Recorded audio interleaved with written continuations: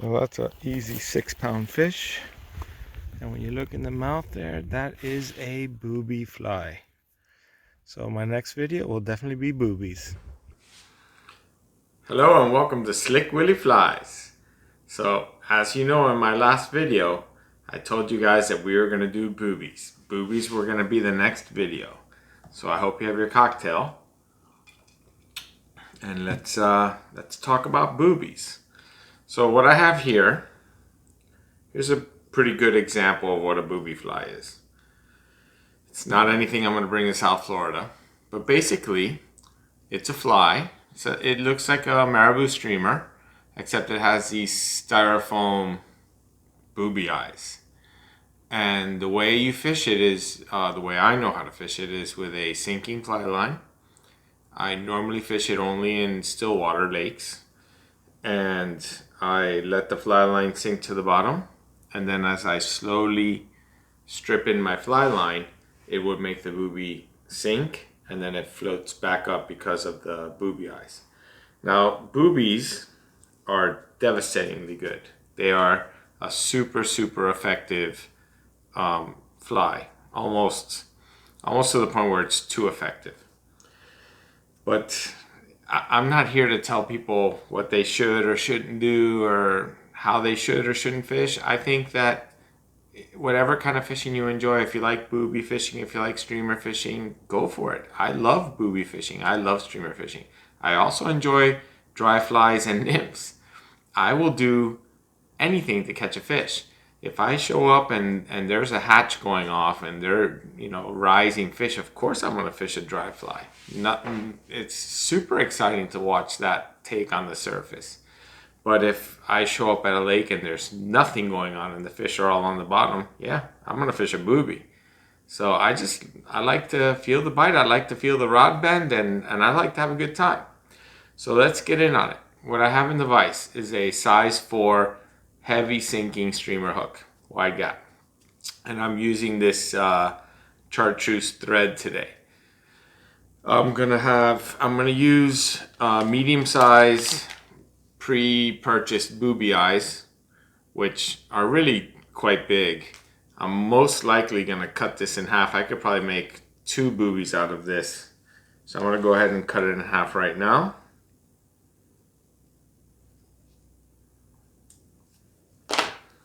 And now I'm gonna save one.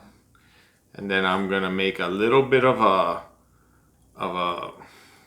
bump to help me keep my booby from rolling around. Then I'm gonna do the same near the front, just to help me a little keep my booby where I want it.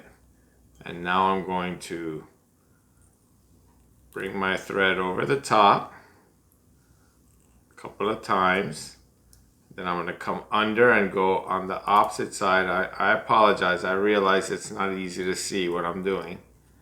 But it's kind of the same way that we would attach dumbbell lead eyes. And I'm just going to work this figure 8 until I feel that they're pretty much there. Now what I'm going to do is I'm going to go only under the eyes. Under, under, under, under, under, and under. Because what I'm doing is I'm pulling it all tight. And I'm getting it where I want.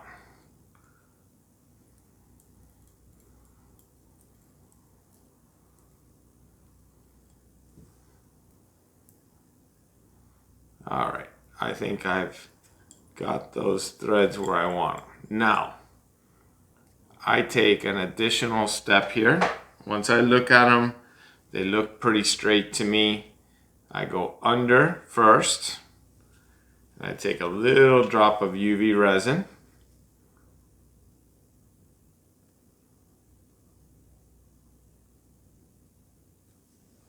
Just like that. Zap them with the lamp.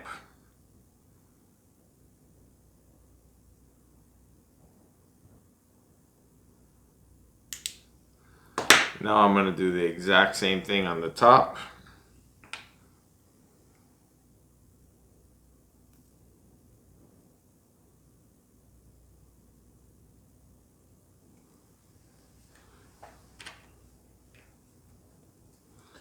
It's only because I really don't want the eyes rolling around on me. I'm going to take that resin and make sure that I get it nice and good all the way around the thread.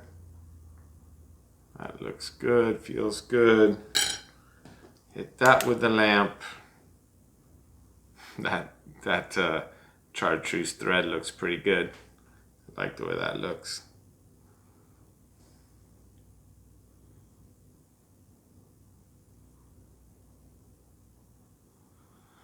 So I'm basically going to make 2 boobies today, but I'm only going to film one. I'm going to make a pink with the yellow front, with the yellow booby, and I'm also going to make a red with the yellow booby, because they will finish off my booby box.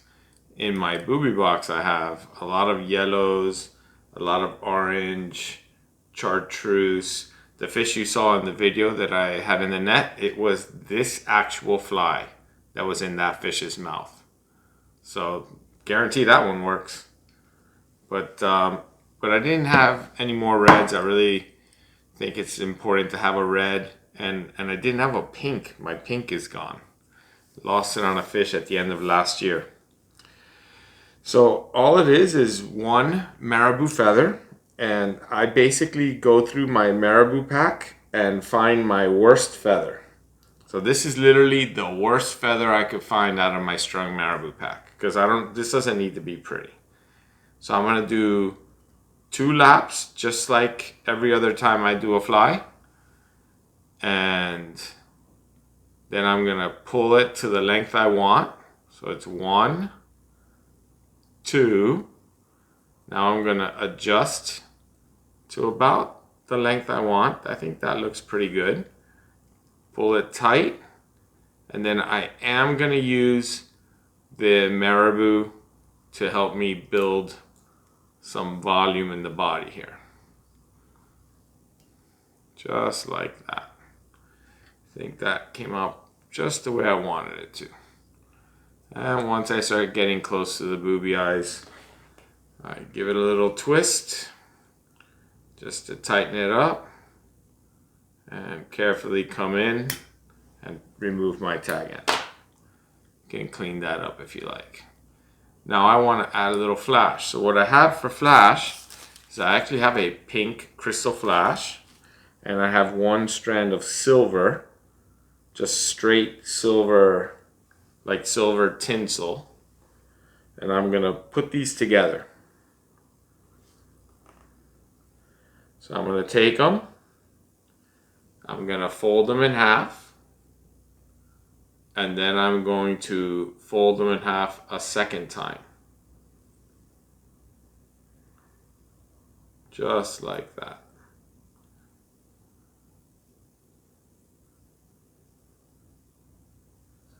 And I'm going to set them probably more to my side first. 2 wraps. They look a little long, but I could tweak that. Pull that in a little. Got 1 tinsel that looks way long here. Worst case, I could cut it.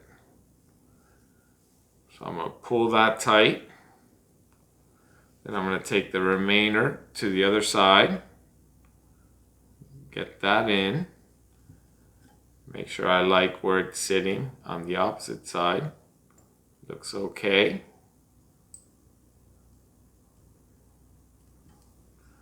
Then I take my scissor and I cut open all those loops.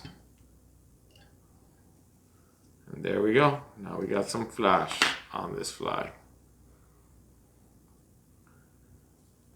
Perfect. And that 1 long tinsel I told you about is no longer long. Not a big problem.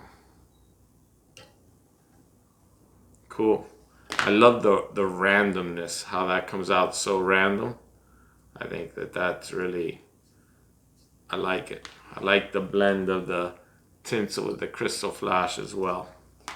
So now what I'm going to come is some 6mm Cactus Chenielle, and all I do is I is I peel off the end. So I expose the thread,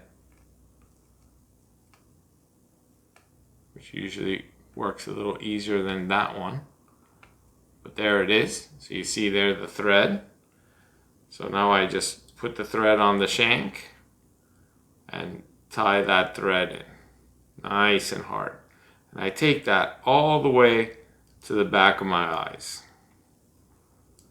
Then I use my rotary tool,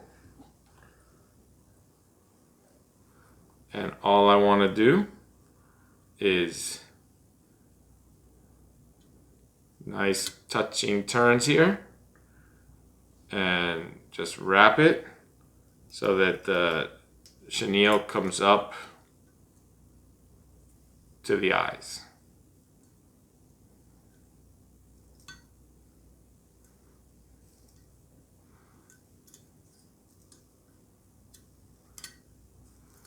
Just like that, nice and tight to the eyes. Now, a lot of people want to take it beyond the eyes. I don't personally do that. So what I do now is I just capture my chenille.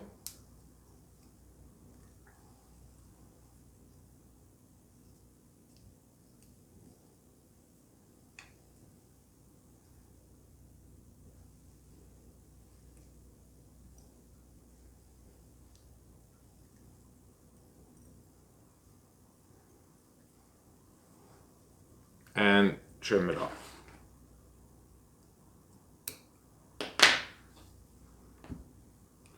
And now I'm just gonna finish off the fly.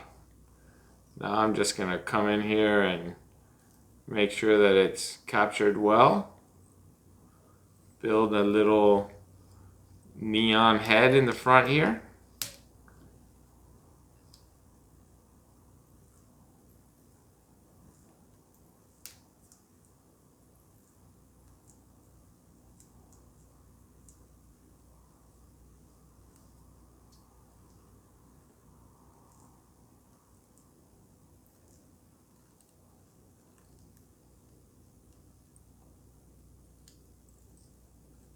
And give it a whip finish.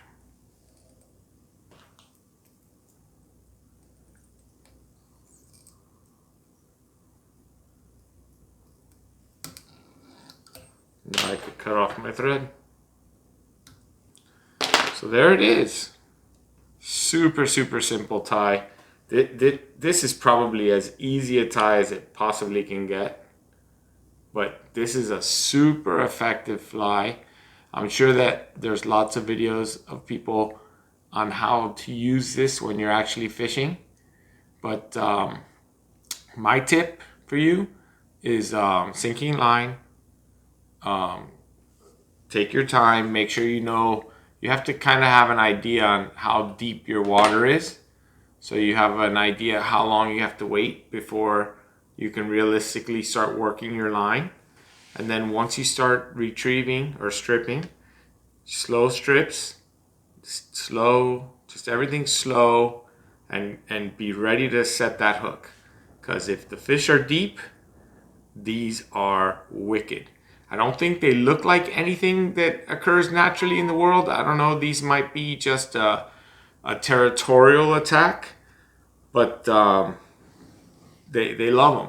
The only thing that I might do, probably will do, maybe I do it now, is see how I've shaped the head here? Sometimes sometimes they want to float too much. So if they want to float too much, I just shape the head a little. I could take a pair of scissors, and these are not the ones I normally would use, but I could just come in here and carefully, taking my time, just work that edge. And never taking too much at once. And just trim it so that it gets a little bit more rounded, a little bit smaller. Super simple. The kind of fly that's like anybody could tie this fly. But you see how I'm already rounding off this side here, my right side.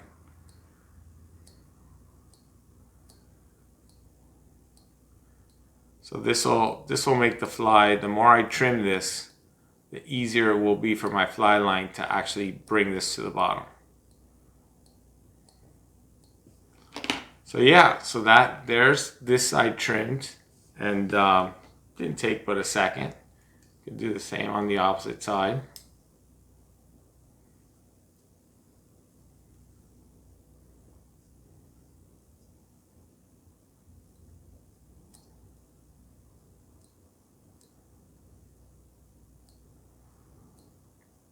You know, if you're a still water fisherman, these really should be in your box. Especially if you're like me and you work. You know, I work a lot. I'm working a lot of hours right now. And for me, my free time is so valuable. So when I have a little bit of free time, I really want to make the most of it. I really, really, truly want to, you know, fish and enjoy the fishing.